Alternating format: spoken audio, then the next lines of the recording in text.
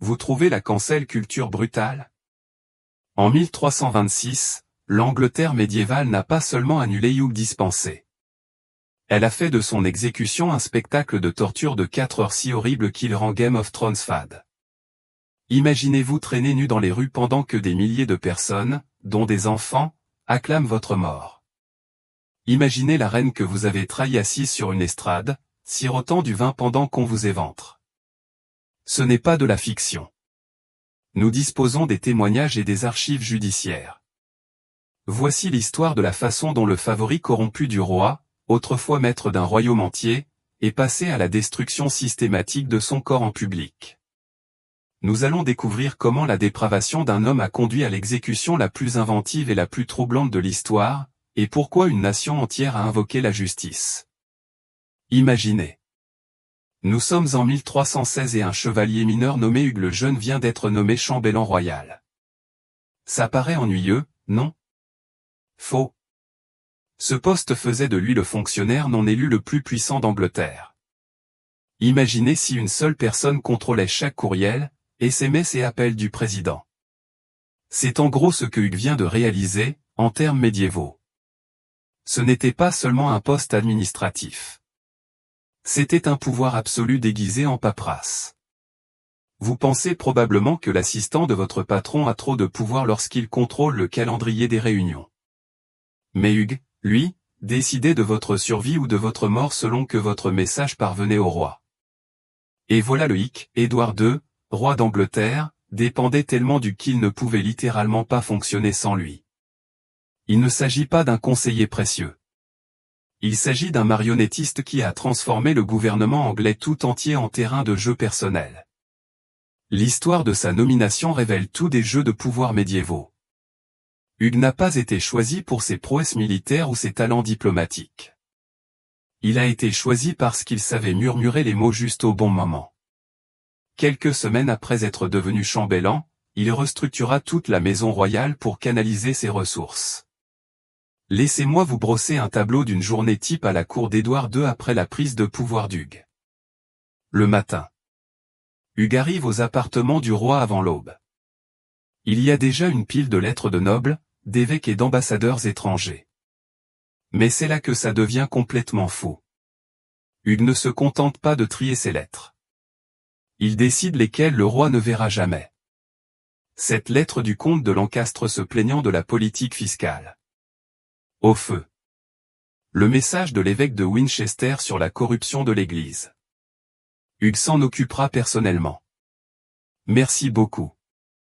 L'après-midi, une file de nobles attend pour une audience avec le roi. Certains ont voyagé pendant des semaines, dépensant des fortunes pour se rendre à la cour, mais Hugues garde la porte. Lord Berkeley, l'un des barons les plus puissants d'Angleterre, a un jour attendu 6 mois pour une rencontre qui n'a duré que 5 minutes. Pourquoi? Parce que Hugues n'avait pas apprécié le regard de Berkeley lors d'une précédente rencontre. Ce n'est pas une exagération. Les chroniques médiévales mentionnent spécifiquement la mémoire vengeresse d'Hugues pour les affronts. Le soir venu, le conseil du roi se réunit. Traditionnellement, il comprenait les plus grands nobles et ecclésiastiques d'Angleterre. Mais dès 1320, Hugues avait orchestré l'élimination de quiconque le remettait en question. Le chroniqueur contemporain note que le conseil du roi devint la caisse de résonance du dispensateur. Le contrôle financier était stupéfiant. En 1322, Hugues et son père avaient réaffecté environ 40% des revenus royaux à leur compte personnel. On parle d'environ 8000 livres sterling par an, de quoi acheter plusieurs châteaux ou financer une petite armée. La Vita Eduardis Sakindi rapporte qu'aucune concession, aucune grâce, aucune nomination n'était accordée sans le bénéfice du dispensateur. Voici un exemple concret qui illustre l'ampleur de cette corruption. En 1321, un marchand nommé William Dippold demanda une licence commerciale pour exporter de la laine. Le prix standard était de 20 marks. Hugues exigea 500 marks plus 10% des bénéfices futurs. Lorsque Guillaume se plaignit au roi, Hugues intercepta la plainte et le fit emprisonner pour trouble à l'ordre public. La famille de Guillaume paya 1000 marks pour sa libération. C'est de l'extorsion médiévale à son paroxysme. Mais le plus troublant, c'est le récit du chroniqueur selon lequel Édouard II savait pertinemment ce qui se passait et s'en fichait. Un récit raconte, le roi se réjouissait de l'efficacité brutale du dispensateur, l'appelant mon cher et fidèle Hugh, alors même que les nobles pleuraient sa cruauté. Pour comprendre comment un homme a pu acquérir un tel pouvoir, il faut comprendre la structure de la cour médiévale. Le chambellan royal n'était pas censé être puissant. Il était censé être un ordonnateur glorifié. Mais Édouard II avait un défaut fatal. Il avait désespérément besoin de soutien affectif et était très mauvais en matière de gouvernement. Sa personnalité en faisait une cible idéale pour la manipulation. Les récits contemporains le décrivent comme plus intéressé par les activités rurales que par les devoirs royaux. Dans le jargon médiéval, il préférait l'agriculture à la gouvernance. Il aurait passé des journées entières à abandonner ses fonctions royales pour creuser des fossés ou couvrir des toits de chaume avec des ouvriers ordinaires. Pas vraiment l'étoffe d'un roi. C'est alors qu'Hugues le dispensateur comprit qu'en se rendant indispensable au quotidien d'Édouard, il pouvait régner efficacement sur l'Angleterre. Ce n'était pas sans précédent. Édouard avait auparavant un favori, Pierre Gaston, assassiné par des barons en colère en 1312. Mais là où Gaverstone était à accent graveleuil et hostile, Hugues était calculateur et méthodique. Les avantages économiques liés au soutien du système d'Hugues étaient convaincants. En jouant le jeu, on pouvait bénéficier d'un traitement de faveur lors de litiges juridiques, d'allègements fiscaux ou de nominations lucratives. Si vous vous opposiez à lui, eh bien, on n'apprend pas ça en cours d'histoire, mais l'Angleterre médiévale avait des moyens très créatifs de ruiner votre vie sans enfreindre la loi. Les barons qui auraient dû empêcher cela étaient paralysés par un cercle vicieux. S'opposer à Hugues revenait à s'opposer au roi, ce qui était une trahison. Mais soutenir Hugues revenait à favoriser un système qui détruisait les structures de pouvoir traditionnelles du royaume. Beaucoup ont choisi une troisième option, attendant et espérant que quelque chose change. Les assistants de direction d'aujourd'hui contrôlent peut-être les agendas, mais imaginez s'ils pouvaient vous emprisonner pour vous être plaint de lors d'une réunion. Les gardiens modernes sont peut-être agaçants, mais ils ne peuvent pas confisquer vos biens sous prétexte que vous ne leur plaisez pas. Cela vous fait apprécier la transparence du gouvernement et la présence de véritables comités de surveillance, n'est-ce pas?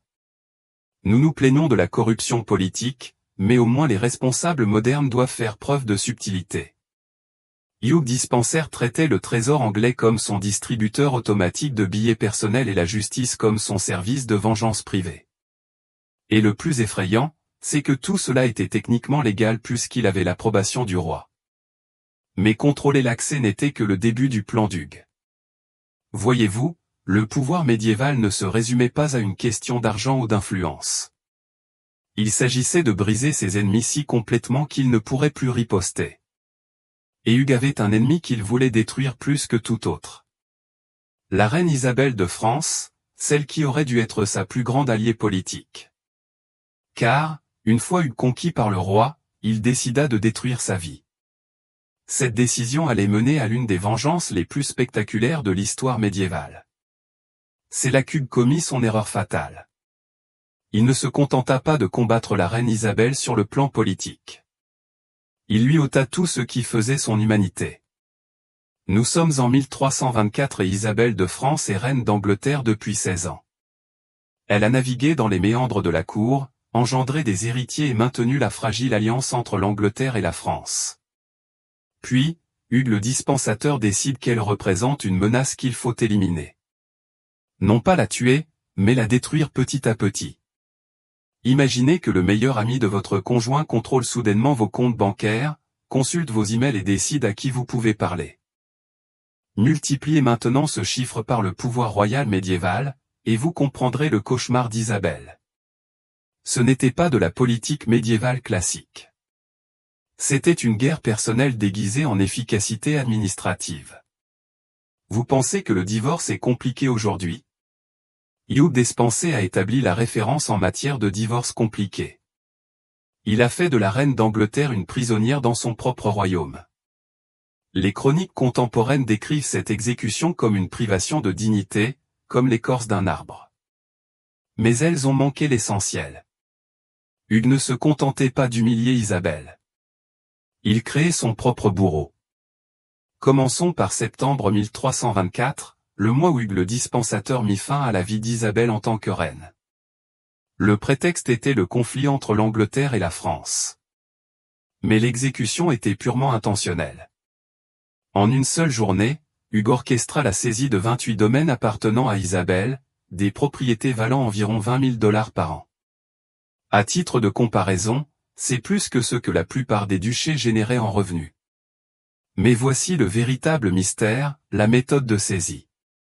Les clercs royaux arrivèrent simultanément à chaque propriété à l'aube, lisant des rites identiques déclarant les terres de la reine confisquées pour la sécurité du royaume. Les contes de la maison d'Isabelle relatent sa réaction. « Je suis traité pire que la femme d'un marchand, car même eux conservent leur dot. » La saisie des terres n'était que le début. Moins d'une semaine plus tard, Hugues ordonna l'arrestation des domestiques français d'Isabelle. 31 personnes furent arrêtées lors de raids nocturnes coordonnés. Son médecin, un homme qui la servait depuis son enfance, fut jeté dans la tour, accusé de correspondance avec des ennemis de l'Angleterre. Aucun procès, aucune preuve ne fut présentée. Juste la parole d'Hugues, affirmant que ces personnes représentaient une menace. La purge incluait le confesseur d'Isabelle, les tuteurs de ses enfants, et même ses laresses. La chronique de Londres rapporte, la reine pleurait ouvertement à la cour, mais personne n'osait la réconforter par crainte de la colère du dispensateur. Une noble femme qui offrit un mouchoir à Isabelle fut plus tard condamnée à une amende de 100 marks pour avoir encouragé la sédition. Hugues s'en prit alors aux enfants d'Isabelle, futurs descendants de la famille royale d'Angleterre. Le prince Jean, âgé de 8 ans, fut retiré de la maison de sa mère et confié à l'épouse d'Hugues, Éléonore déclarée. La princesse Éléonore, âgée de seulement 6 ans, fut transférée dans des propriétés de dispensateurs au pays de Galles. Isabelle fut autorisée à recevoir une visite supervisée par mois, les agents d'Hugues étant présents pour surveiller les conversations. L'incident écossais de 1325 révèle l'ampleur de la campagne d'Hugues. Isabelle voyageait pour négocier la paix avec l'Écosse, un devoir royal légitime. Mais Hugues retira son escorte militaire juste au moment où elle pénétrait en territoire contesté. Elle faillit tomber aux mains des Écossais, sauvée seulement par des moines locaux qui l'abritèrent.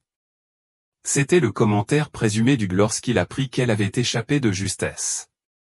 Un problème de moins à gérer si les Écossais avaient fait leur travail. Voici l'instant qui montre à quel point cette destruction était calculée. Noël 1324, traditionnellement une période où la famille royale se réunissait. Hugues fit asseoir Isabelle non pas à côté du roi, mais sous le sel, l'équivalent médiéval d'être placé à la table des enfants. Les ambassadeurs étrangers firent part de leur stupeur de voir la reine d'Angleterre traitée comme une courtisane de second plan. La correspondance d'Isabelle de cette époque, conservée dans les archives françaises, révèle la détérioration de son état mental.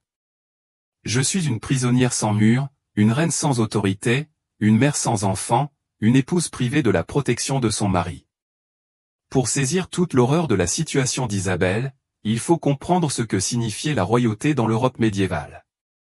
Le pouvoir d'une reine provenait de 3 sources, ses biens fonciers, sa maisonnée et son rôle de mère auprès des enfants royaux. Hugues attaquait systématiquement ces 3 sources. Les saisies de terres n'étaient pas seulement financières. Elles étaient symboliques. En droit médiéval, la propriété foncière équivalait à une voix politique. En s'emparant des domaines d'Isabelle, Hugues l'a pratiquement exclue du débat politique. Elle ne pouvait récompenser ses partisans, maintenir des alliances ou exercer son patronage. Elle devint dépendante des allocations que Hugues décidait de lui accorder. Le départ des domestiques français aggrava les tensions existantes. L'Angleterre et la France étaient en conflit permanent, et la xénophobie était politiquement utile. Mais les domestiques d'Isabelle n'étaient pas des espions. Ils représentaient son lien avec sa patrie, son enfance, son identité de princesse française. Hugues savait que l'isoler émotionnellement la rendrait plus vulnérable. Leur enlèvement fut peut-être le coup le plus dur. Les reines médiévales tiraient un immense prestige de leur rôle maternel. En contrôlant l'accès à ses enfants, Hugues contrôlait l'influence future d'Isabelle. Même si Édouard II mourait, Hugues calculait qu'Isabelle n'aurait aucune base de pouvoir pour le défier dans sa régence. Ce qui rendait cette campagne particulièrement efficace était son vernis juridique. Tout ce que faisait Hugues était conforme aux rites royaux, documenté en bonne et due forme, justifié officiellement. Il n'enfreignait pas les lois. Il les utilisait comme une arme. Les chroniqueurs français parlaient de tyrannie déguisée en bureaucratie. Le rôle d'Édouard II reste controversé parmi les historiens. Était-il complice ou simplement passif? Les récits contemporains suggèrent qu'il était si dépendant du qu'il croyait sincèrement que ces mesures étaient nécessaires. Un chroniqueur note, le roi voyait par les yeux du dispensateur et entendait par les oreilles du dispensateur. Les batailles modernes pour la garde des enfants paraissent civilisées comparées à cette destruction médiévale des droits maternels. Aujourd'hui, les abus financiers ont des recours légaux. Isabelle n'en avait aucun. Imaginez perdre vos enfants non pas parce que vous n'êtes pas apte, mais parce que l'ami de votre conjoint n'aime pas votre accent. C'est essentiellement ce qui est arrivé à la reine d'Angleterre. Nous reconnaissons le contrôle coercitif comme un abus. Dans l'Angleterre médiévale, il s'agissait simplement de politique. Hugh Despenser a mis au point des techniques que les psychologues modernes qualifieraient de torture émotionnelle systématique, d'isolement, de contrôle financier et d'aliénation maternelle. Il a écrit le manuel pour détruire quelqu'un sans même le toucher. Mais voilà ce que Hugues ne comprenait pas en acculant une princesse française. Isabelle n'était pas n'importe quelle noble. Elle était la fille de Philippe IV de France, le roi qui détruisit les Templiers. Elle avait le fer dans le sang et la vengeance dans l'ADN. En emmenant ses enfants, Isabelle décida que Hugues devait mourir. Pas seulement mourir, mais être anéanti si complètement que l'Angleterre n'oublierait jamais ce qui était arrivé à ceux qui poussaient une reine trop loin. Mais avant qu'elle puisse se venger, Hugues réussit à se faire encore plus d'ennemis.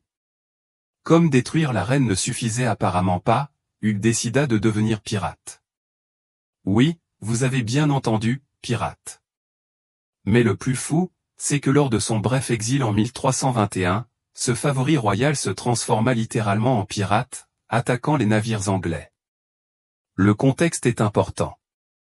En 1321, une coalition de barons força finalement Édouard II à exiler les dispensateurs. La plupart des nobles exilés se rendirent en France ou en Italie pour attendre la fin des tempêtes politiques. Hugues, lui, prit un navire et commença à dévaliser les marchands de la Manche. Ce n'était pas du désespoir. C'était un immense doigt d'honneur adressé à tout le royaume. Le bras droit du roi échangeait des robes de soie contre un bateau pirate. Imaginez qu'un chef de cabinet de la Maison Blanche limogée se mette à piller des cargos au large de la Virginie. C'est de ce niveau d'audace dont il est question ici. La chronique de Lanoste relate la réaction choquée. Despenser, qui jugeait autrefois les autres pour vol, est devenu le plus grand voleur du détroit. Mais Hugh ne se contentait pas de voler. Il bâtissait un empire criminel qui financerait son retour au pouvoir. Ce n'était pas du désespoir. C'était un modèle économique teinté de vengeance. Les chiffres sont stupéfiants. En seulement 3 mois d'exil, la flotte pirate de Hugh a capturé 16 navires marchands. Et on ne parle pas de bateaux de pêche. Il s'agissait d'importants navires de commerce transportant de la laine, du vin et de l'argent. Au total, environ 60 000 marchés de marchandises, soit plus que ce que la plupart des nobles ont vu en une vie. Mais c'est là que les choses deviennent complètement folles. Hugues tenait des registres détaillés de ses actes de piraterie. Les pirates médiévaux ne remplissaient généralement pas de papier, mais Hugues traitait cette affaire comme une affaire légitime. Les documents saisis énumèrent des cargaisons précises, 2000 sacs de laine de Southampton, 500 tonnes de vin gascon, du tissu flamand d'une valeur de 8000 marchés et suffisamment d'argent espagnol pour frapper des pièces. Les témoignages des marchands dressent le portrait de rencontres surréalistes. Robert Drayton, dont le navire. Il a été pris près de Douvres et a témoigné, Lord Despenser est apparu sur le pont, vêtu de ses vêtements de cour sous un manteau d'homme, commandant des pirates comme s'il dirigeait une réunion du conseil.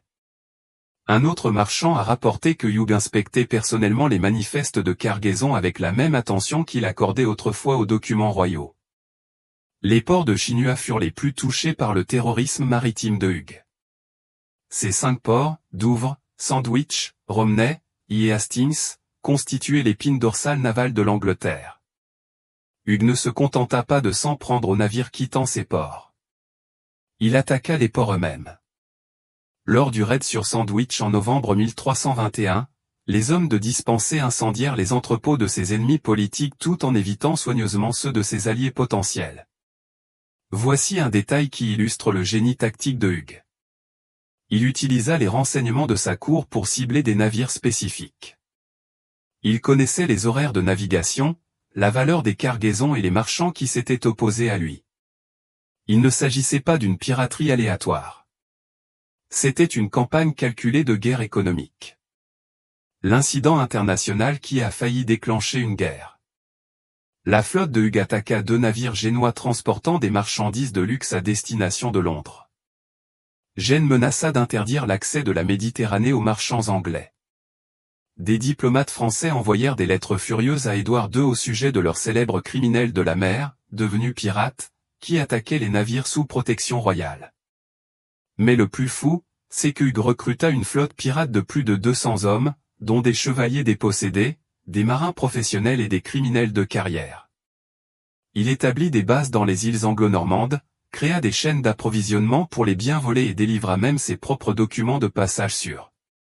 Les navires qui lui payaient tribut pouvaient naviguer sans être inquiétés. Il avait créé un gouvernement maritime parallèle.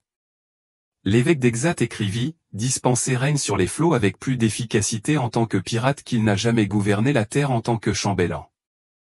La piraterie médiévale se déroulait différemment de ce que dépeint Hollywood. Elle était souvent sanctionnée par l'État par des lettres de marque, ce qui rendait floue la frontière entre pirates et corsaires. Mais Hughes opérait sans aucune couverture légale. C'était un criminel pur et dur. En 1321, la Manche était la route maritime de l'Amazone en Europe médiévale. Tout y transitait, la laine vers les Flandres, le vin de Gascananie, les marchandises de la Méditerranée. En contrôlant ne serait-ce qu'une partie de ces eaux, Hughes pouvait rapidement générer une fortune colossale. Ce qui rendait la piraterie d'Hughes particulièrement efficace résidait dans sa connaissance approfondie du monde. Il savait quels marchands avaient des dettes impayées envers la couronne, quels navires transportaient les cargaisons les plus précieuses et quand les patrouilles navales étaient les plus légères. Il transforma ses connaissances bureaucratiques en atouts pirates. La dimension politique est cruciale. Chaque navire pillé par Hughes appartenait potentiellement à quelqu'un qui avait soutenu son exil. Il s'agissait d'une vengeance économique ciblée. Les marchands de laine qui avaient financé l'opposition baroniale virent leurs profits disparaître dans le trésor de guerre d'Hughes. Mais pourquoi Édouard II ne l'en empêcha-t-il pas? C'est simple. Le roi s'employait déjà à rappeler Hughes d'exil. Chaque livre volé par Hughes représentait potentiellement une livre susceptible de financer leur retour au pouvoir.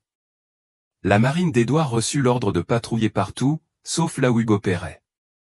Le rôle des îles anglo-normandes mérite d'être mentionné. Ces îles occupaient une zone juridique floue, techniquement anglaise, mais pratiquement indépendante. Hughes exploita cette ambiguïté, créant ce que les historiens appellent le premier syndicat du crime organisé dans les eaux anglaises. Le droit maritime médiéval était également étonnamment complexe. Les navires capturés lors d'une guerre juste pouvaient être légalement retenus, mais la définition de la guerre juste était flexible. Hughes prétendait mener une guerre contre les rebelles et les traîtres à la couronne, c'est-à-dire contre tous ceux qui avaient soutenu son exil. Les politiciens modernes ont peut-être des comptes offshore, mais ils ne se transforment pas littéralement en pirates lorsqu'ils sont renvoyés. Les fonctionnaires aujourd'hui en disgrâce écrivent des mémoires ou deviennent lobbyistes. Ils ne réquisitionnent pas de flotte et ne terrorisent pas les voies maritimes. Cela vous fait apprécier les garde-côtes et le droit maritime international.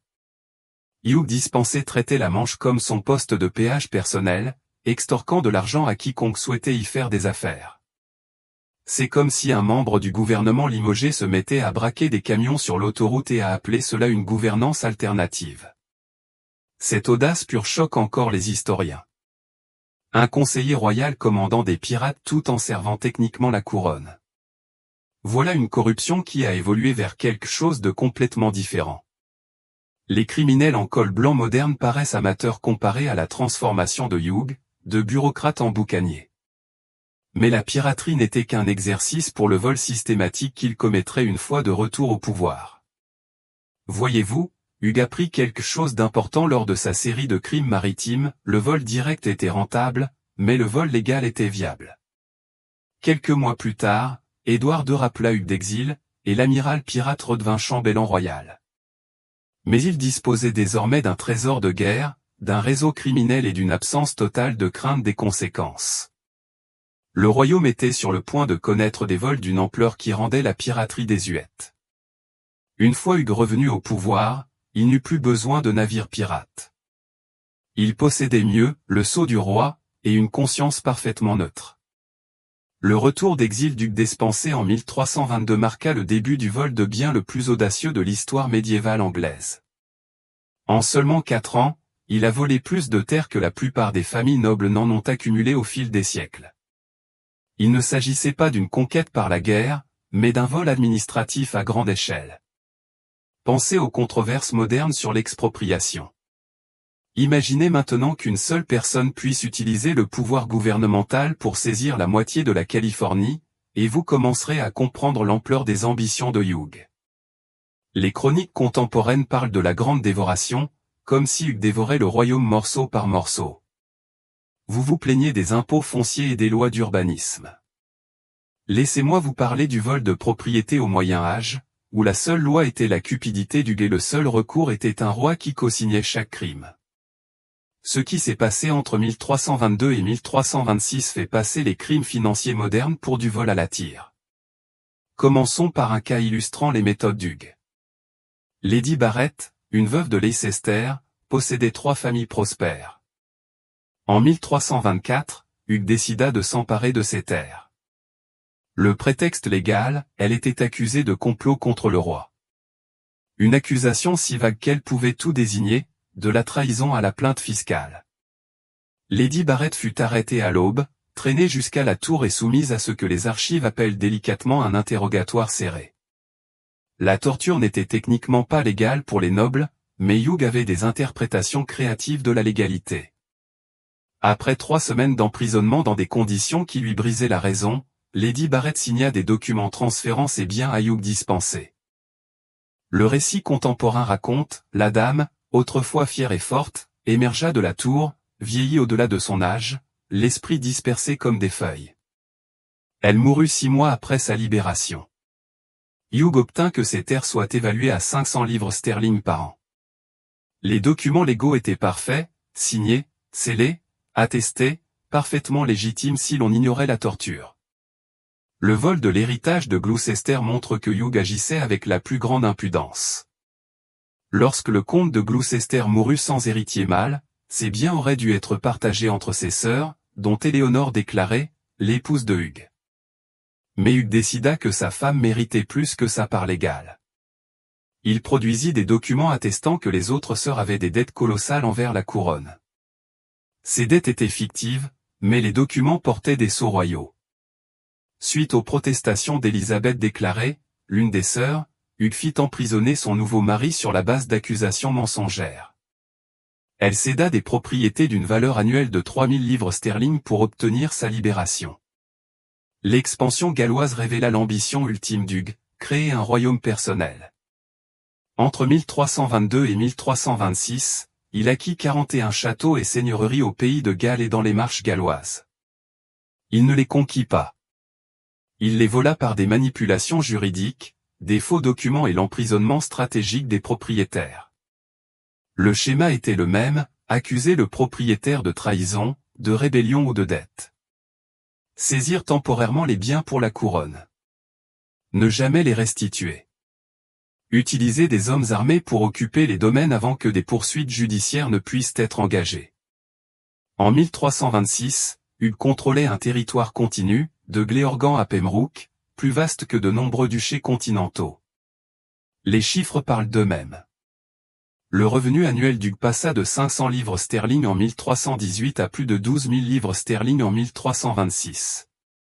Il chassa plus de 200 nobles mineurs, détruisit 300 familles documentées et contrôla plus de châteaux que n'importe quel autre personnage non royal de l'histoire anglaise.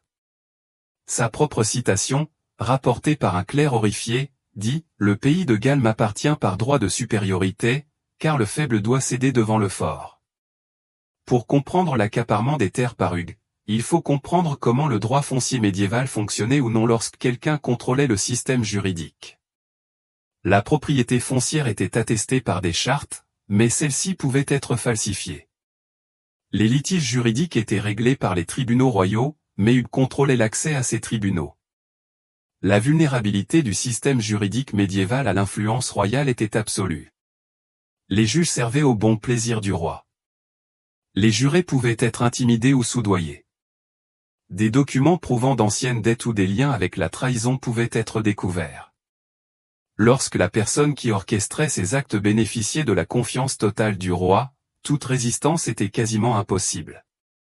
Dans le système féodal, la terre était synonyme de pouvoir. Chaque domaine volé par Hugues lui procurait des ressources militaires, un pouvoir économique et une influence politique. Il ne s'enrichissait pas seulement. Il construisait un pouvoir qui rivalisait avec celui de la couronne elle-même. L'intimidation était un facteur crucial. Lorsque Lady Barrett fut torturée pour céder ses terres, tous les autres propriétaires terriens reçurent le message, résister à Hugues, et subir un traitement similaire. Nombre d'entre eux cédèrent leurs propriétés plutôt que de risquer l'emprisonnement et la torture. La menace était souvent suffisante. Pourquoi les nobles ne purent-ils pas résister efficacement? L'opposition baroniale qui avait exilé Hugues en 1321 fut brisée après la bataille de Burbridge en 1322. Le comte de Lancastre, chef de l'opposition, fut exécuté. D'autres barons rebelles étaient morts, exilés ou intimidés. Hugues avait tiré les leçons de son exil, il détruisait systématiquement toute opposition potentielle avant qu'elle ne puisse s'organiser. Le rôle des faux documents mérite d'être souligné. La vérification des documents médiévaux était primitive. Si une charte comportait les sceaux et les témoins appropriés, les tribunaux l'acceptaient. Hugues employa une équipe de faussaires qualifiés qui créèrent des documents anciens prouvant ses revendications sur diverses propriétés. Un historien estima que 40% des revendications de Hugues reposaient sur des documents entièrement fictifs. La confiscation de biens modernes paraît désuète comparée au vol massif de comtés entiers commis par Hugues. Les fonctionnaires corrompus d'aujourd'hui font au moins semblant de respecter les procédures légales. Hugues a simplement pris ce qu'il voulait et a créé les papiers plus tard. Cela vous fait apprécier les droits de propriété et l'indépendance des tribunaux. Nous nous inquiétons des excès du gouvernement, mais imaginez si le meilleur ami du président pouvait décider que votre maison lui appartient maintenant, vous torturez pour que vous la signiez et la déclarez légale. C'était mardi à Hugues dispensé, en Angleterre. Les kleptocrates modernes prennent des notes sur les comptes bancaires suisses, écrivit Hugues dans son livre original. Au moins, la corruption actuelle exige un blanchiment d'argent sophistiqué et des stratagèmes offshore. La méthode de Hugues était d'une franchise rafraîchissante. Vous voulez quelque chose? Prenez-le. Quelqu'un se plaint, emprisonnez-le. Vous vous plaignez encore? Torturez-le. Les morts ne font pas appel. Mais voler les nobles était risqué. Ils avaient des armées, des alliances et une mémoire intacte. La plus grande erreur d'Hugues fut de croire qu'il pouvait voler une institution encore plus puissante et vindicative que la noblesse, l'Église. 300 familles détruites pour qu'un seul homme puisse jouer au Monopoly médiéval. Mais lorsqu'Hugues commença à voler évêques et abbés, il franchit une ligne que même l'Angleterre médiévale ne tolérait pas. Car l'Église ne disposait pas seulement d'armées, elle possédait quelque chose de bien plus dangereux, le pouvoir de détruire l'âme éternelle. Il faut maintenant aborder le sujet qui fâche au Moyen Âge. Hugues et le roi Édouard II étaient-ils réellement amants? Ou s'agissait-il de la première panique homosexuelle instrumentalisée au monde? Abordons ce sujet directement. Les chroniqueurs médiévaux accusaient Hugues et Édouard de sodomie, terme médiéval désignant les relations homosexuelles. Mais voilà le problème, l'Angleterre médiévale manquait de subtilité pour détruire ses ennemis. Les accusations sexuelles étaient l'arme ultime de la diffamation. Pensez au scandale sexuel politique moderne. Ajoutez à cela les préjugés médiévaux, le fondamentalisme religieux et la peine de mort pour homosexualité. Ce n'était pas seulement des ragots. C'était une justification pour un meurtre.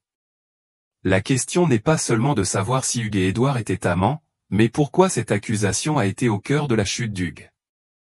Il faut comprendre que l'Angleterre médiévale instrumentalisait la sexualité comme la politique moderne instrumentalisait les réseaux sociaux. La vérité importait moins que l'impact. Que Hugues et Édouard aient partagé le lit ou simplement le pouvoir, leurs ennemis veillaient à ce que tout le monde imagine la première option. Il ne s'agissait pas de dénoncer qui que ce soit. Il s'agissait de susciter un dégoût si intense qu'il justifiait une violence extrême. La preuve commence par un précédent. Édouard II avait eu un favori, Pierre Gaston, tué par des barons en 1312. Les accusations portées contre Gaston et Édouard étaient identiques, affection excessive, rencontres privées, partage du lit, échange de vêtements. La Vita Eduardis Sakindi affirme, le roi aimait Gaston plus que Jonathan aimait David. Lorsqu'Hugues accéda à une notoriété similaire, les mêmes accusations refirent surface. Mais examinons ce que les contemporains observèrent réellement et ce qu'ils en déduisirent. La chronique de la Noste note, le roi et Hugues étaient inséparables, menant leurs affaires dans des appartements privés, ne sortant que pour les repas. Suspect peut-être. Preuve de sexualité? Difficile. L'échange de cadeaux est surprenant. Édouard offrit à Hugues plus de 50 propriétés, d'innombrables bijoux et des postes de pouvoir. Mais la royauté médiévale fonctionnait par échange de cadeaux. Édouard offrit des présents similaires à d'autres favoris qui n'étaient pas accusés d'être ses amants. La différence était qu'Hugues accumulait davantage parce qu'il durait plus longtemps. L'accusation la plus précise provient de l'évêque Alton en 1334, 8 ans après la mort d'Hugues. Le roi abandonna le lit de sa femme pour la compagnie d'Hugues le dispensateur, s'adonnant à une sodomie condamnée par Dieu. Mais notez le moment choisi. Holtin formula cette affirmation lorsque la situation politique le permettait, et non du vivant d'Hugues, pour la contester. Les signatures conjointes sur des documents étaient sans précédent. Habituellement, les rois signaient seuls. Édouard et Hugues ont signé ensemble plus de 200 documents. Les greffiers de l'époque ont trouvé cela troublant, comme s'ils formaient une seule et même personne. Mais s'agissait-il d'intimité sexuelle ou de codépendance politique? Les contre-preuves comptent également. Hugues était marié à Éléanore déclarée et avait plusieurs enfants. Il n'a manifesté aucun intérêt pour d'autres hommes qu'Édouard. Sa femme ne s'est jamais plainte d'abandon. En réalité, elle participait activement à ses manigances. Si Hugues était homosexuel, il affichait une façade hétérosexuelle impressionnante. Mais voici ce qui est révélateur, les accusations s'intensifièrent à mesure que le pouvoir d'Hugues grandissait. Lorsqu'il était un courtisan mineur, personne ne remettait en question sa sexualité. Lorsqu'il contrôlait le royaume, tout le monde sut soudain qu'il sodomisait le roi. La corrélation entre pouvoir et accusation sexuelle est trop constante pour être une coïncidence. La campagne de propagande était sophistiquée. Des poèmes circulaient décrivant Hugues et Édouard en termes explicitement sexuels. Des lettres anonymes adressées aux tribunaux étrangers affirmaient que l'Angleterre était gouvernée par la sodomie. Des sermons prêchaient sur les vices contre nature en haut lieu, sans citer de nom. Déni plausible avec un impact maximal. La conception médiévale de la sodomie englobait bien plus que l'homosexualité. Elle incluait tout rapport sexuel non procréatif, l'hérésie et le désordre politique. Accuser quelqu'un de sodomie ne concernait pas seulement la sexualité. Il s'agissait d'une perturbation cosmique. Les sodomites ne péchaient pas seulement personnellement. Ils menaçaient l'ordre naturel. La valeur stratégique des rumeurs sexuelles était immense. La société médiévale croyait que la sodomie était à l'origine de catastrophes naturelles, de défaites militaires et de châtiments divins. En associant Hugues à la sodomie, ses ennemis le rendaient responsable de tous les événements négatifs en Angleterre. Mauvaise récolte, la sodomie d'Hugues irrita Dieu. Bataille perdue, châtiment divin pour avoir toléré les sodomites. L'aspect d'arme politique est indéniable. En droit médiéval, la sodomie était punie du bûcher. Mais surtout, elle justifiait la rébellion. Si le roi commettait la sodomie, les nobles avaient le devoir d'intervenir. L'accusation transformait la trahison en obligation religieuse. Les historiens modernes restent divisés. Certains y voient de véritables relations sexuelles romantiques entre Édouard et ses favoris. D'autres y voient des partenariats politiques intenses, sexualisés par des ennemis. Les preuves ne confirment aucune de ces interprétations. Ce que l'on peut dire, c'est qu'Édouard II a noué des liens d'une intensité inhabituelle avec ses favoris masculins. Ces relations excluaient d'autres personnes du pouvoir. On ignore si elles incluaient une intimité physique, mais cette intimité politique était indéniable et menaçait les structures de pouvoir établies. La nature sexuée du pouvoir médiéval rendait ces relations suspectes. Les rois étaient censés être des maréchaux, dominants et engendrer des héritiers. Édouard préférait les artisans aux chevaliers, la négociation à la guerre, et passait plus de temps avec ses favoris qu'à engendrer des enfants royaux. En termes médiévaux, il échoua dans sa fonction royale. Il exploita cette dynamique en se rendant indispensable à un roi qui avait désespérément besoin d'un soutien affectif. Il acquit un pouvoir sans précédent. Que cette relation ait comporté des actes sexuels importe moins que ses implications politiques. Les scandales sexuels politiques d'aujourd'hui mettent fin à des carrières. Les scandales médiévaux se terminaient par des morceaux de corps sur des piques. La société moderne débat de l'égalité du mariage, tandis que l'Angleterre médiévale se demandait si les sodomites accusés méritaient une mort rapide ou lente. Le progrès, aussi imparfait soit-il, est réel. Nous avons instrumentalisé les réseaux sociaux pour diffamer les personnes. Mais au moins, l'orientation sexuelle n'est pas utilisée comme justification légale à la torture en public. L'Angleterre médiévale a fait de l'homosexualité non seulement un péché, mais un crime cosmique exigeant une punition spectaculaire. Cela rend les préjugés modernes presque désuets. La vérité sur la relation entre Hugh et Édouard s'est éteinte avec eux. Seuls ont survécu la propagande, la haine et le prétexte commode à une violence extrême. Qu'ils soient amants, amis ou simples alliés politiques, leurs ennemis ont fait en sorte que l'histoire se souvienne d'eux comme de déviants sexuels méritant la destruction. En parlant de cette destruction, parlons de la façon dont l'Angleterre médiévale a transformé la mort en art performatif. Car l'exécution d'Hugh ne consistait pas seulement à tuer un ennemi haï. Il s'agissait de créer un spectacle si horrible que personne n'oubliera jamais ce qui arrive quand on pousse un royaume trop loin. Le festival de torture de 4 heures qui suivit fit ressembler Game of Thrones à une émission pour enfants. Le 24 novembre 1326, la ville d'Hereford accueillit l'exécution la plus élaborée de l'Angleterre médiévale, un spectacle de torture de 4 heures qui donnait aux pendaisons habituelles un air de clémence. L'aube se leva sur Hereford, révélant un spectacle inédit, une plateforme d'observation de 3 étages, construite spécialement pour offrir une vue optimale sur le lieu d'exécution. Des milliers de personnes avaient voyagé pendant des jours pour assister à cet événement. La reine Isabelle était assise dans une loge royale spécialement aménagée, le vin et la nourriture étant disposés comme si elle assistait à un tournoi plutôt qu'à une séance de torture. Il ne s'agissait pas d'une simple exécution. C'était le Super Bowl de la vengeance de l'Angleterre médiévale. Des marchands ambulants proposaient nourriture et objets commémoratifs. Des musiciens animaient la foule. De riches marchands payaient des prix exorbitants pour leur place sur les plateformes. Des parents emmenaient leurs enfants voir la justice rendue. Vous pensez que les réseaux sociaux sont une mauvaise chose? C'était de la destruction analogique à son paroxysme. Chaque élément était chorégraphié pour un maximum d'humiliation et de douleur. La chronique contemporaine de Lanost la décrit comme une mort conçue par les démons pour l'éducation des mortels. La foule ne voulait pas seulement la mort d'Hugh.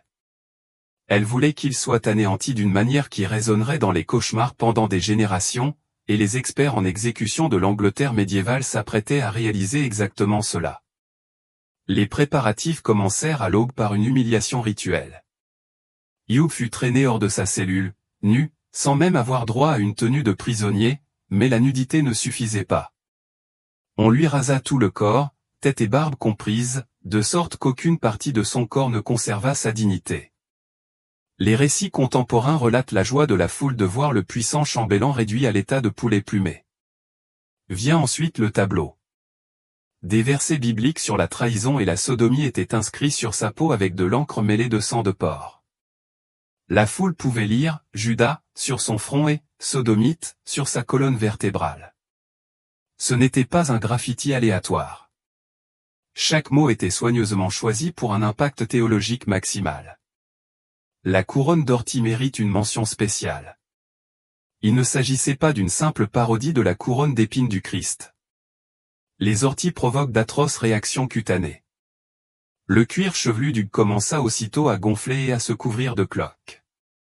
Les bourreaux botonistes avaient sélectionné les variétés les plus venimeuses, garantissant une agonie constante avant le véritable supplice.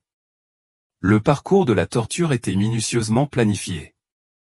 Hugues fut attaché à des chevaux à l'envers, face à la queue des animaux, une humiliation particulière réservée aux traîtres.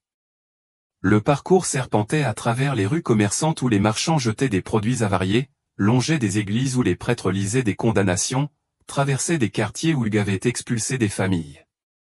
Chaque cour était bordé de victimes de ces crimes. L'échafaud lui-même était une merveille architecturale de cruauté.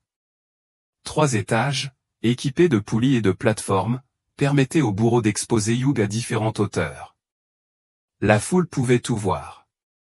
Des musiciens jouaient entre les séances de torture, créant un rythme d'agonie et d'anticipation. La séquence d'exécution suivait le protocole légal, mais avec des élaborations créatives. Première pendaison partielle. Hugues fut soulevé par le cou, mais avec précaution. Les bourreaux comptaient les respirations, le baissant à 40 précisément pour éviter la mort.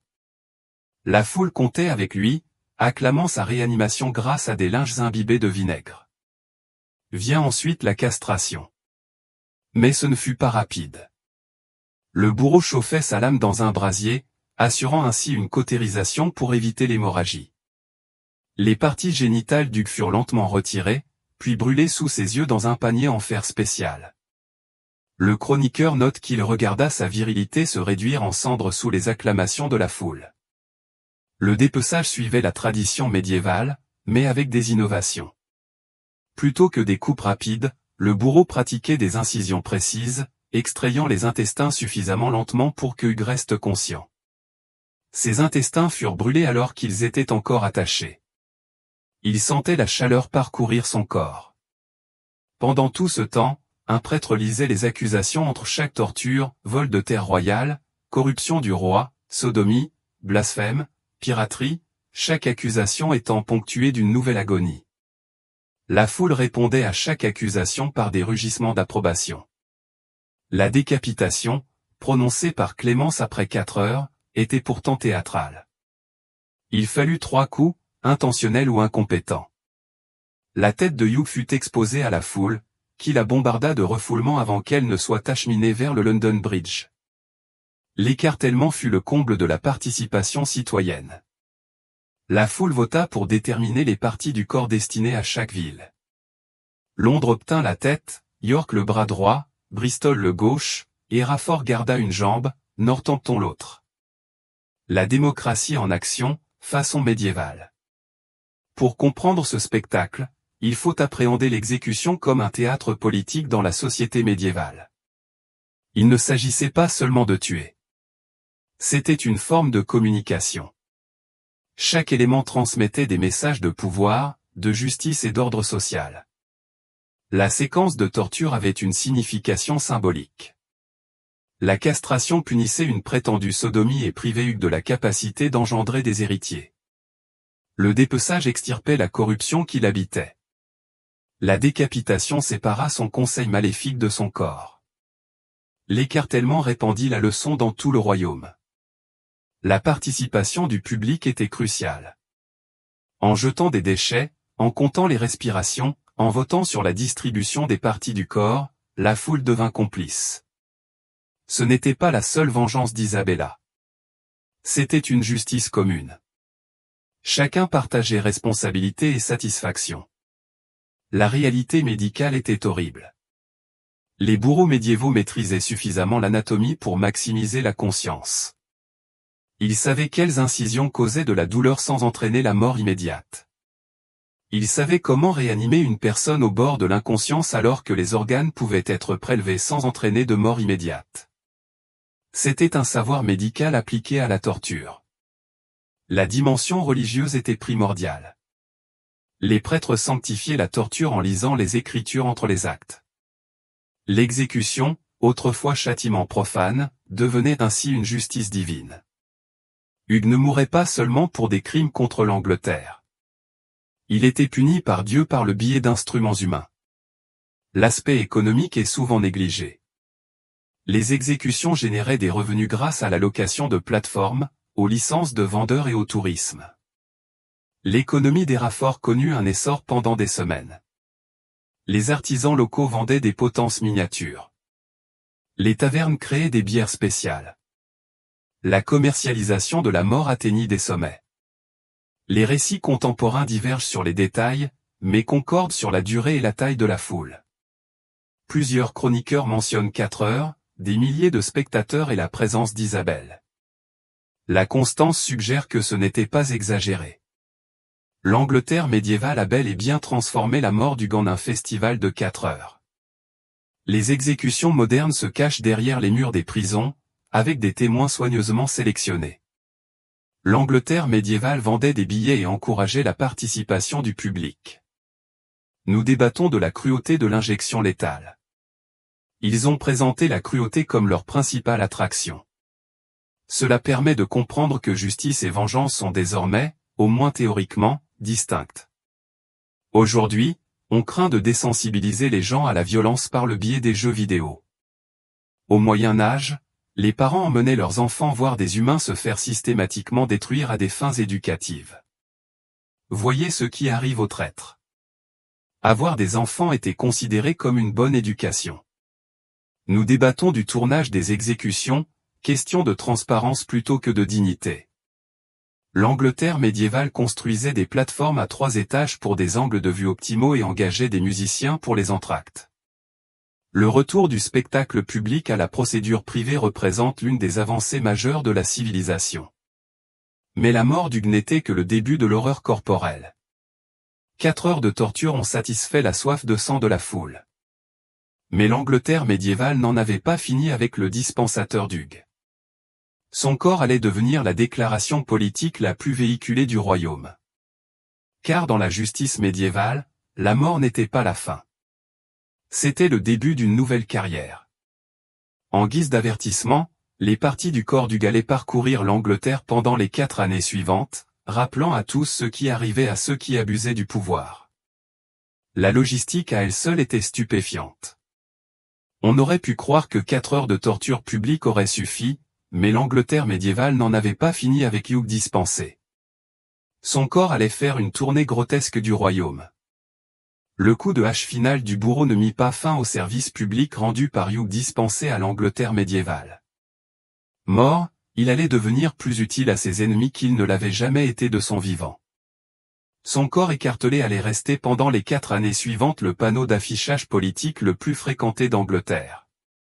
Imaginez que le harcèlement sur Twitter soit persistant. L'Angleterre médiévale transforma les parties du corps d'Hugues en souvenir permanent de la justice royale. Chaque quart de son corps devint un avertissement régional, une déclaration en décomposition que l'abus de pouvoir avait des conséquences.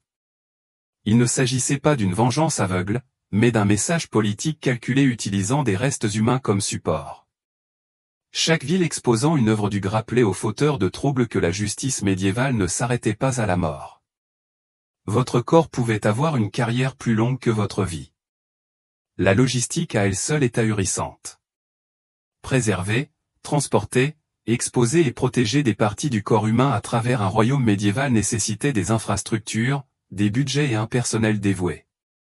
L'Angleterre a littéralement créé des emplois autour de l'exposition des restes d'Hugues. La distribution commença immédiatement après le cantonnement. La tête de Hugues commença son voyage vers London Bridge le jour même, transportée dans une cage en fer spéciale par des messagers royaux. Le voyage de 130 mètres dura 5 jours, avec des arrêts prévus dans les principales villes pour permettre au public de l'admirer. Worcester, Oxford et Reading furent toutes exposées en avant-première avant que la tête n'atteigne son emplacement définitif. Le pont de Londres abritait déjà plus de 30 têtes à divers stades de délabrement, mais Hugh bénéficia d'un emplacement privilégié. Les archives du gardien du pont montrent qu'il reçut une rémunération supplémentaire pour placer la tête de Hugh là où tous les arrivants à Londres devaient la voir. La tête fut trempée dans du goudron pour sa préservation et placée dans une cage en fer spéciale qui empêchait le vol tout en permettant une bonne visibilité. La répartition des membres obéissait à une logique politique rigoureuse. York reçut le bras droit, car les barons du Nord avaient particulièrement souffert sous le règne de Hugh. Les instructions d'affichage précisaient qu'il devait être monté au bar Midgate, à une hauteur suffisante pour que les cavaliers puissent le voir, mais suffisamment bas pour que les traits restent visibles. Bristol fit exposer le bras gauche à la porte principale de la ville. L'ironie n'échappa à personne. C'est à Bristol que Hugh avait emprisonné de nombreux marchands durant sa période de piraterie. Les archives locales montrent que les marchands payèrent pour des améliorations de quai afin de mieux exposer les restes de leurs bourreaux. Hereford conserva une jambe, qu'il installa au-dessus de la porte du château où Hugh avait été exécuté. Northampton reçut l'autre, exposé à la croix d'Éléonore, un monument dédié à l'amour royal, aujourd'hui décoré des vestiges de la corruption royale. Mais le plus insensé résidait dans l'entretien requis. Chaque site d'exposition employait des gardes pour prévenir les vols. Les parties du corps nécessitaient un goudronnage régulier pour ralentir la décomposition. Les villes ont budgété les dépenses liées à l'exposition des dépouilles. L'interaction du public avec ces restes choque les sensibilités modernes. Les enfants chantaient des comptines sur le geste de la main de Hugh à Yorkgate. Les marchands de Bristol utilisaient le bras exposé comme point de rencontre. Rendez-vous au bras du dépouille après la messe du matin. La banalisation des restes humains exposés comme monuments civiques révèle le rapport différent de l'Angleterre médiévale à la mort. La quête d'Éléonore déclarée pour récupérer les restes de son mari commença en 1330, après qu'Édouard III en eut accordé la permission. Mais retrouver Hugh s'avéra difficile. 4 années de météo et de goudron avaient transformé les parties du corps au point de les rendre méconnaissables. Elle trouva un fémur à Londres après avoir soudoyé le garde-pont. Des fragments de crâne à Bristol furent identifiés grâce à des soins dentaires. York affirma que des chiens avaient volé le bras. Hereford et Northampton ont fourni des os de jambes qui pourraient ou non être ceux de Hugh. La pratique médiévale d'exhiber les restes des traîtres avait de multiples objectifs, au-delà de la simple vengeance. Les parties du corps servaient de moyens de communication de masse primitifs, transmettant le pouvoir royal aux populations illettrées. La vue de la tête d'Hugh sur le pont de Londres indiquait à chaque visiteur que la justice royale était omniprésente. Les implications religieuses étaient lourdes. La doctrine chrétienne exigeait la résurrection des corps au jour du jugement. La dispersion des restes empêchait théoriquement cette résurrection, ajoutant une peine éternelle à l'exécution temporelle. La dispersion des quartiers de Hugh l'empêcha de se relever entier lors de la seconde venue, un désastre théologique pire que la mort. L'écosystème économique entourant les restes exposés surprend les observateurs modernes. Les villes se disputaient les prestigieux morceaux de corps qui attiraient les visiteurs. Les tavernes proches des sites d'exposition prospéraient. Des artistes dessinaient les restes pour les clients qui ne pouvaient pas se déplacer. L'exposition des quartiers de Hugh dynamisa littéralement les économies locales. Les techniques de conservation révèlent un savoir-faire médiéval.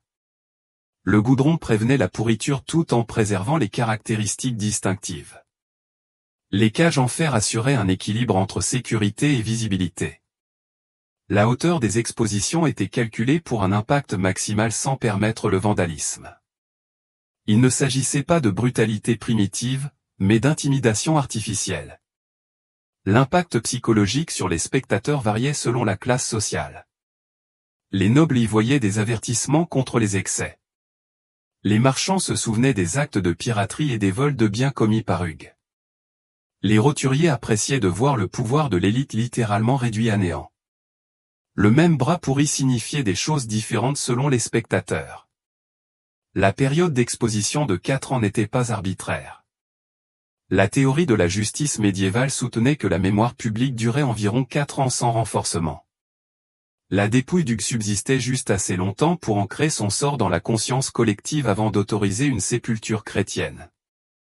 La mission de récupération d'Elelannena montre que même la brutalité médiévale avait des limites. Après une exposition publique appropriée, les autorités ont autorisé les familles à récupérer les restes pour une inhumation digne. Cette démarche a permis d'équilibrer la justice publique et la clémence privée, démontrant la magnanimité royale tout en maintenant la menace. La justice moderne s'arrête à la mort. La justice médiévale vient de naître. Nous débattons de l'affichage de photos d'identité en ligne, tandis que l'Angleterre médiévale exposait de vraies têtes sur les ponts. Les campagnes d'humiliation publique d'aujourd'hui ont fait l'actualité. Hugues a duré 4 ans et a nécessité des budgets d'entretien. Nous craignons que les médias ne déshumanisent les criminels. L'Angleterre médiévale les a littéralement déshumanisés, transformant des parties de corps en décorations civiques. Cela nous fait apprécier les cercueils fermés et les lois sur la vie privée. Au moins, l'infamie moderne ne nécessite pas d'application de goudron ni de rotation des gardes. L'idée que des enfants utilisent des criminels exécutés comme point de rencontre devrait nous perturber davantage que les gens du Moyen Âge. Nous protégeons les enfants de la violence des films pendant qu'ils jouent sous de vraies têtes coupées. La distance psychologique entre hier et aujourd'hui est insurmontable. Mais voici l'ironie la plus sombre de toutes. Ceux qui avaient orchestré la destruction d'Hugues, qui avaient applaudi son écartèlement et exposé sa dépouille, allaient bientôt subir leur propre perte. La justice médiévale était cyclique, et tous ceux qui avaient participé à la destruction d'Hugues allaient apprendre que la violence extrême engendre sa propre dynamique. La roue du destin qui avait écrasé Hugues le dispensateur tournait déjà pour ses destructeurs. La reine Isabelle et Roger Mortimer pensaient avoir tout gagné. Ils allaient découvrir que, dans l'Angleterre médiévale, le bourreau d'aujourd'hui était la victime de demain. Le plus troublant n'est pas l'exécution d'Hugues, mais ce qui est arrivé à tous ceux qui ont participé à sa destruction. Avance rapide jusqu'au 29 novembre 1330, exactement 4 ans après l'exécution d'Hugues. Roger Mortimer, l'homme qui a orchestré la destruction d'Hugues, se tient sur son propre échafaud à Tyburn. La foule remarque que la date n'est pas une coïncidence. L'Angleterre médiévale aimait sa justice symbolique. La reine Isabelle observe par la fenêtre son amant subir le même sort qu'elle a infligé à Hugues. Son fils Édouard III a organisé cette veillée pour rappeler à sa mère que la justice royale est à double tranchant. Vous pensez que le karma n'est qu'un concept de médias sociaux. L'Angleterre médiévale en a fait une politique. La chronique de Westminster relate les chances de la foule. Le fantôme des dispensateurs exige de la compagnie. Ce n'était pas une simple exécution. C'était l'univers qui équilibrait ses comptes. Tous ceux qui ont participé à la destruction spectaculaire d'Hugues allaient apprendre que la violence médiévale était un cercle, et non une ligne. L'exécution de Mortimer reflétait étrangement celle de Hugues, par des procédés délibérés. Il fut traîné dans les rues de Londres sur le même type de haie. Il passa devant des foules qui se souvenaient de lui président à la torture de Hugues. Les chroniqueurs notent que ceux qui avaient acclamé Mortimer 4 ans plus tôt le bombardaient maintenant de réfugiés. L'exécution elle-même suivit le modèle de Hugues, avec des variations marquées. Mortimer fut pendu et écartelé, mais non écartelé. Édouard III fit preuve de clémence en autorisant son enterrement intact. Mais cette clémence comportait un revers. Le corps de Mortimer fut exposé à Tyburn pendant 3 jours, soit la même durée que celle pendant laquelle les quartiers de Hugues décorèrent Hérafort avant sa distribution. La mort vivante d'Isabelle s'avéra pire que l'exécution. Édouard III ne pouvait pas exécuter sa mère, mais il pouvait la détruire systématiquement. Son emprisonnement à Castle Rising s'accompagnait de conditions cruelles. Des visites annuelles à Hérafort le 24 novembre pour prier pour l'âme de Hugues dispensée. Imaginez être obligé de retourner chaque année sur le lieu où vous avez orchestré la torture. Pendant 28 ans, Isabelle a vécu en résidence surveillée. Son fils lui assigna des domestiques qui rapportaient chaque mot. Sa correspondance était surveillée. Son revenu annuel, autrefois de 20 000 livres sterling, fut réduit à 3 000 livres sterling. Confortable, mais humiliant. Celle qui avait détruit Hugh pour lui avoir enlevé ses enfants perdait désormais à jamais l'amour de son propre fils. Les autres acteurs subalternes connurent un destin tout aussi sombre. Le juge William Trussell, qui prononça la condamnation à mort d'Hugh avec tant d'enthousiasme, mourut mystérieusement en 1332. Son serviteur le trouva le visage violacé et la langue enflée, signe classique d'un empoisonnement. Aucune enquête ne fut menée. La justice d'Édouard III opérait par divers moyens. Des 12 nobles signataires de l'arrêt de mort d'Hugues, 6 moururent dans les 5 ans qui suivirent dans des circonstances suspectes, chute de cheval, maladie soudaine, accident de chasse. L'Angleterre médiévale disposait de multiples moyens pour équilibrer ses comptes. Les survivants vivaient dans la paranoïa, faisant appel à des goutteurs et évitant les apparitions publiques. L'évêque Olan, qui avait justifié théologiquement l'exécution d'Hugues, fut accusé d'hérésie en 1334. Les mêmes accusations sexuelles qu'il avait portées contre Hugues le visaient désormais. Bien qu'acquitté, le procès a détruit sa réputation et sa santé. Il est mort en prétendant que le fantôme d'Hugues tourmentait ses rêves. Le bourreau qui avait torturé Hugues a été retrouvé mort en 1328. Son corps portait des blessures rituelles identiques à celles qu'il avait infligées. Son atelier a été incendié et ses outils ont fondu. La justice médiévale n'oubliait pas ses instruments. Les marchands qui profitèrent de l'exécution d'Hugues, vendant de la nourriture et louant des plateformes, furent confrontés à la ruine économique, aux contrôles fiscaux, aux révocations de licences commerciales et à des incendies mystérieux. Les agents d'Édouard III veillèrent à ce que ceux qui célébraient la mort d'Hugues paient commercialement. Les cycles politiques médiévaux fonctionnaient selon des schémas prévisibles. Des ascensions extrêmes ont entraîné des chutes extrêmes. Ceux qui ont détruit leurs prédécesseurs par la violence ont créé des précédents pour leur propre destruction. L'exécution spectaculaire d'Hugues a normalisé la torture comme outil politique, rendant inévitable le sort similaire de Mortimer. Le concept de justice divine a imprégné la pensée médiévale. Les chroniqueurs contemporains interprétèrent le sort des destructeurs d'Hugues comme un jugement divin. La polychronique affirme, ceux qui ont versé le sang injustement ont vu leur propre sang réclamé. Il ne s'agissait pas d'une coïncidence, mais d'un équilibre cosmique. La réaction calculée d'Édouard III mérite d'être analysée. En punissant la faction de sa mère, il se positionnait comme un restaurateur de l'autorité royale légitime. Mais il a soigneusement calibré les châtiments pour satisfaire la justice sans créer de nouveaux martyrs. Mortimer est mort, mais n'a pas été courtisé. Isabelle a souffert, mais a survécu. Le cycle de violence extrême a été délibérément brisé. L'impact psychologique sur les participants révèle la véritable horreur de la justice médiévale. Ceux qui ont applaudi la destruction d'Hugues ont passé des années à craindre un sort similaire. La satisfaction temporaire de la vengeance s'est transformée en paranoïa permanente. Chaque noble signataire de l'arrêt de mort d'Hugues savait qu'il avait établi un précédent pour ses propres exécutions potentielles. La question de la légitimité hantait tout le monde. Si Hugues méritait la mort pour avoir corrompu le pouvoir royal, Mortimer ne méritait-il pas la même chose pour avoir manipulé Isabelle? Si la perversion sexuelle justifiait la torture, pourquoi ne pas l'appliquer universellement? La logique de la justice extrême a inévitablement consumé ses propres partisans. Les motivations économiques comptent ici. Édouard III avait besoin de stabilité après des années de chaos.